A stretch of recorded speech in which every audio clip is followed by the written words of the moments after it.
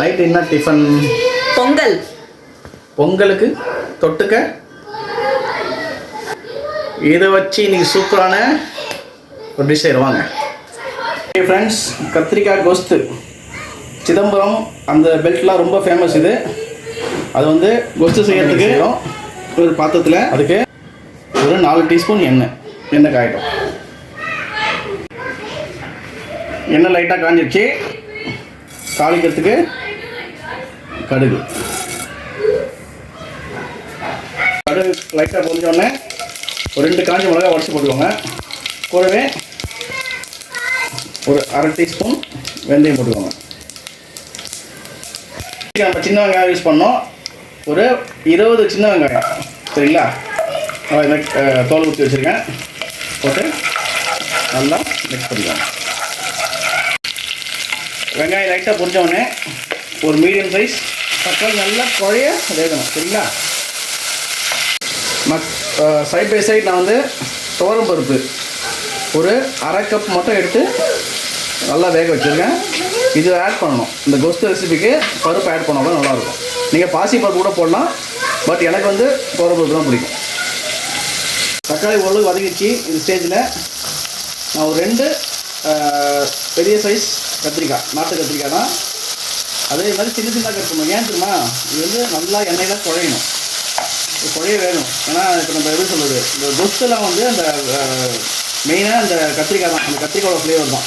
So அது வந்து மெயினாக நல்லா குழையணும். அது வரைக்கும் அதை வேக ஓட்டணும். நம்ம கத்திரிக்காய் போட்டோடனே ஒரு 1/2 டீஸ்பூன் மஞ்சள்தூள் போட்டுக்கோங்க.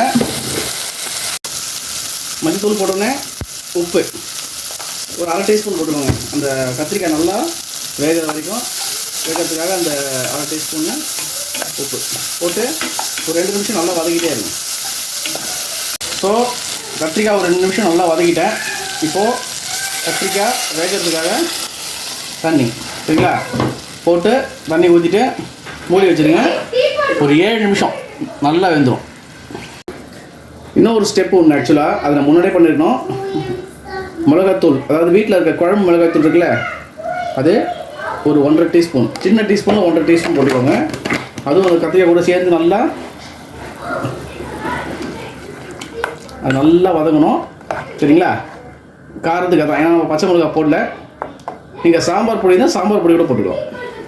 பாருங்கள் ஃப்ரெண்ட்ஸ், நான் ஒரு 7 நிமிஷம் நல்லா வேக வச்சேன். பாருங்கள், நல்லா குழஞ்சிச்சு பாருங்கள். எல்லாமே வெங்காயம், தக்காளி, கத்திரிக்காய் எல்லாமே இதுமாதிரி நல்லா தொக்கு மாதிரி இருக்கணும். இதுதான் பதம், சரிங்களா? ஸோ இப்போ நம்ம என்ன பண்ணோம்னா, நம்ம வேக வச்சோம்னா பருப்பு, அது இதில் அப்படியே ஆட் பண்ணிடணும். பருப்பு நல்லா குழைய வெந்திருக்கு. பருப்பு ஆட் பண்ணிட்டு நல்லா ஒரு மிக்ஸ் கொடுத்துருங்க. பருப்பு போட்டோடனே கொஞ்சம் கட்டியாக இருக்கும். நம்ம தேவையான அளவு தண்ணி, அதாவது ரொம்ப தண்ணியாக இருக்கக்கூடாது. பொங்கல் தொட்டுக்கிறது ரொம்ப தண்ணியாக இருக்கக்கூடாது. ஓரளவுக்கு, அதாவது ரொம்ப கட்டியாக இருக்கக்கூடாது, ஓரளவுக்கு இந்த பதம் இருக்குது, சரிங்களா? இதான் பதம். கொஞ்சம் நல்லா வேகட்டும். நம்ம அப்போது கத்திரிக்காய்க்கு மட்டும் உப்பு போட்டோம், சரிங்களா? இப்போது இந்த பருப்பு போட்டுருக்கோங்களா, ஸோ பேலன்ஸ் உப்பு கொஞ்சம் போட்டுக்கோங்க. போட்டுட்டு நல்லா மிக்ஸ் கொடுத்து மூடி வச்சுருக்கோம். நல்லா ஒரு அந்த திக்கான பதம், நான் சொன்ன பதம் வந்துச்சு. ஃபைனலாக கொத்தமல்லி லாவிஷாக போடுங்க.